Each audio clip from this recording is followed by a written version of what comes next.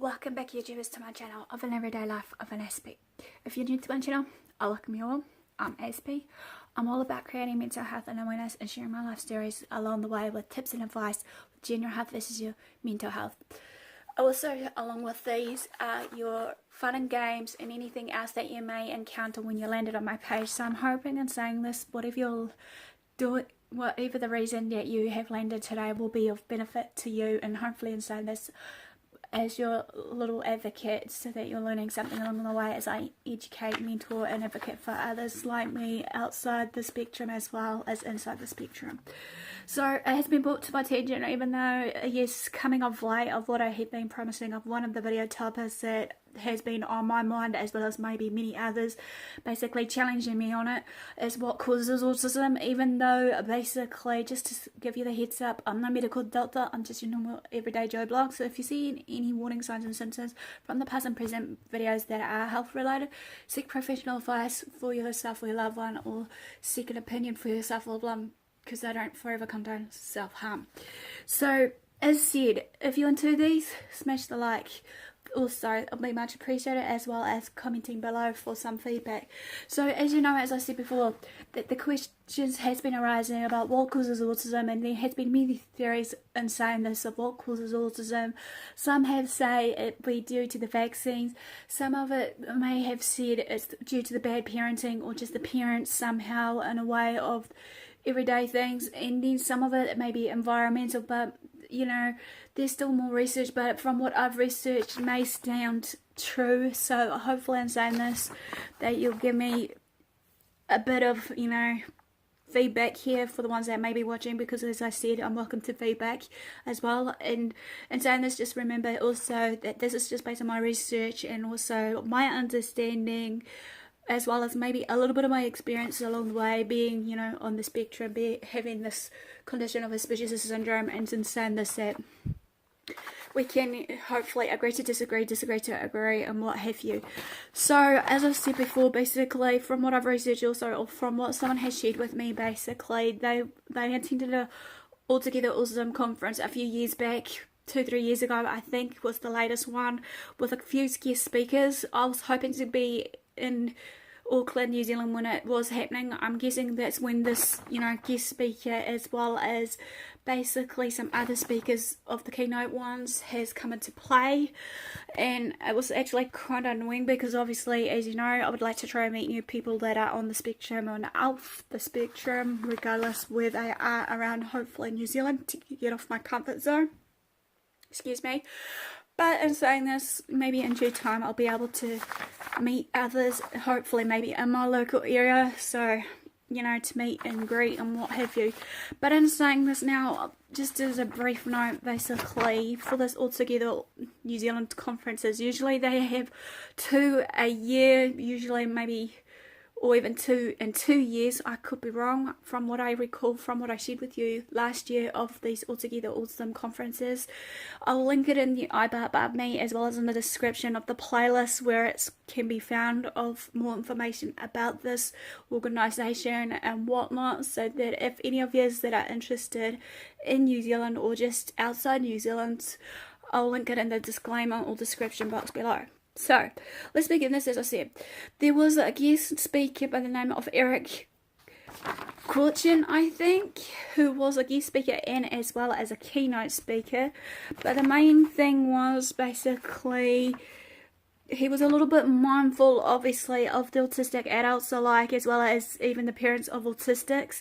So he began opening his address, obviously, to the audience by reminding that autistics were just like, you know, entities, but with just certain differences in the way of how we actually are wired and how our mindset works.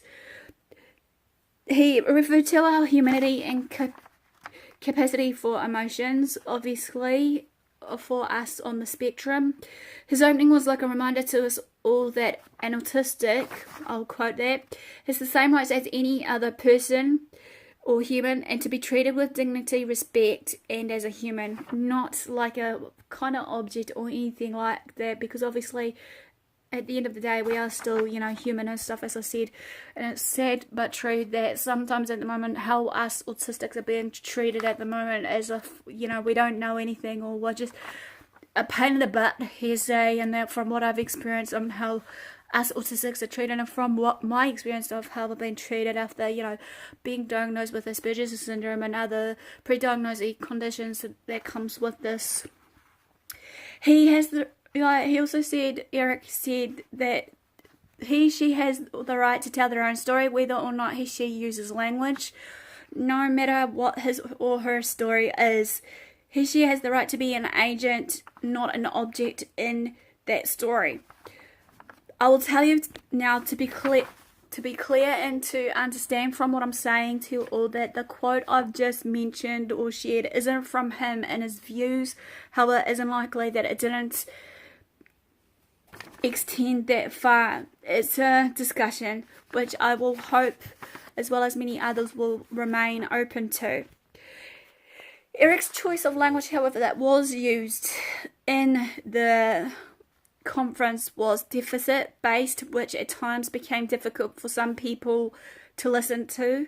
For example, the use of the word abnormal, which Matt Frost had already voiced concerns about his opening remarks, which obviously I'll try and find out who this Matt Frost is, and maybe, you know, share my, you know, thoughts of food for thought for that one. Let me know in the disclaimer. But in saying this, basically, he voiced out his concerns about these opening remarks. You know, physically, Eric shared that autistic brains grows larger than non-autistics. It's soon to be apparent it was likely due to more, obviously, the connections in neural pathways in the brain, particularly in the frontal and temporal lobes in the brain. And I will insert a picture above me or below me somewhere to illustrate what I'm sharing with you all, to some parts of the brain, of what parts are affected by autism, hearsay.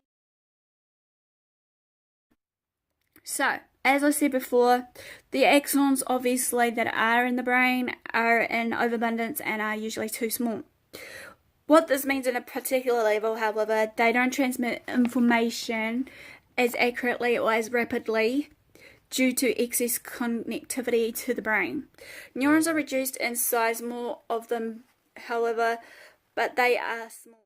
It has been confirmed, however, that autistics have a different wiring system inside the brain, similarly to maybe you know, people with a mental health disorder of depression, and that I can't be quite exact. Anyway, moving on from this, Eric has clearly stated also that autism isn't caused by bad parents or just parents in general. Autism, however, isn't caused by vaccines.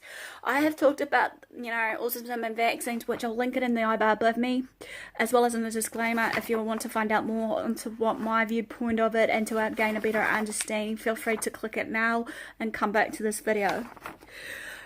Researchers have been able to show that the timing of production of excessive brain cells is between the first and second trimester.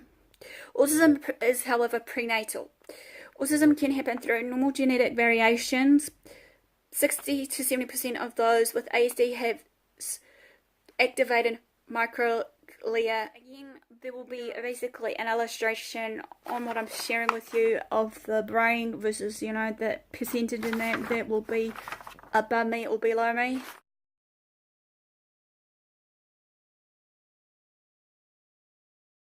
With autism, however, 500 genes are implicated, 5% from genetic mutations, and the balance is from the genetic variations I've just clearly illustrated.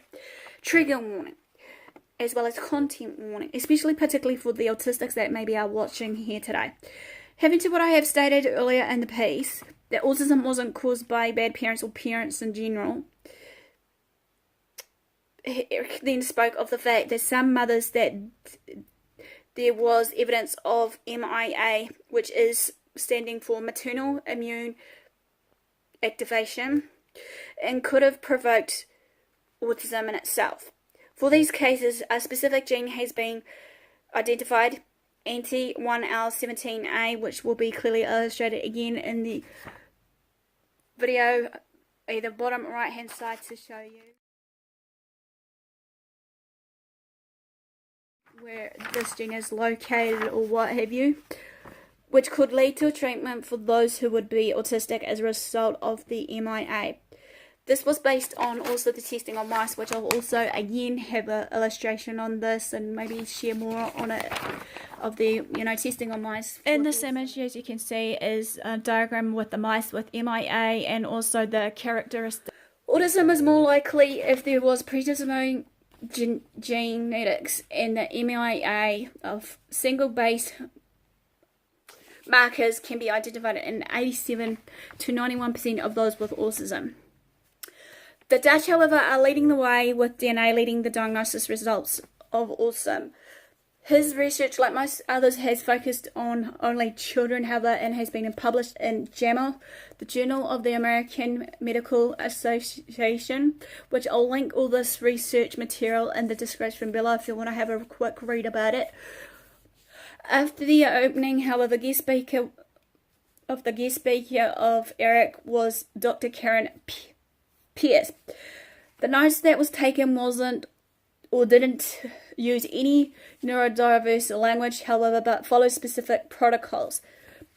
Karen discussed young children's social and language development from 0 to 24 months and the importance of early screening of the autism to maximize the chance of improving social and language outcomes for the autistic children. It wasn't, however, of improving about a cure. However, as I said before, that there has been a video I made also about do we need a cure based on my food for thought. I'll link it above me as well as in the disclaimer. If you want to watch that, click that now and come back to this video for more information of my food for thought.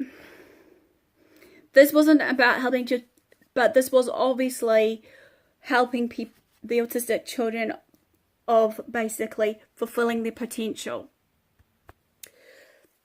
She also referred to of her research papers, however, again, they will be also in the description below.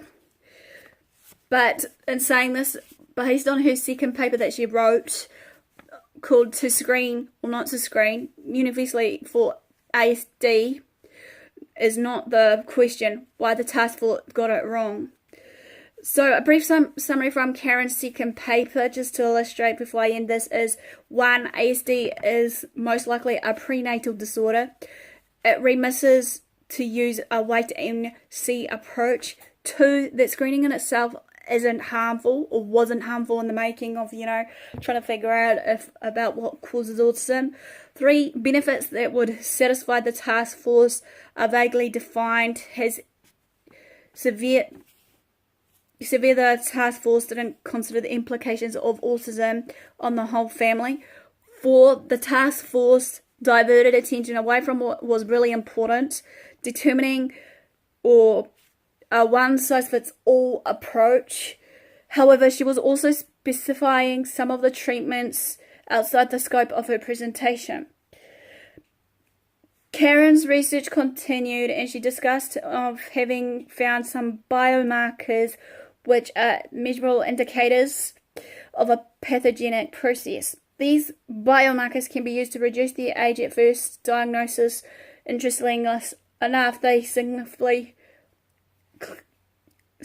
clearly that the genetic traits are involved as opposed to, say, vaccines and possible clinical phenotypes. These biomarkers, however, are also basically can reveal distinct subgroups, which then provides a prognostic indicator. She did acknowledge, however, that these may change in the development stage of a child. To make it clear also and a better understanding before I end this, autism or autism spectrum disorder, however, isn't a disease that many people states they claim.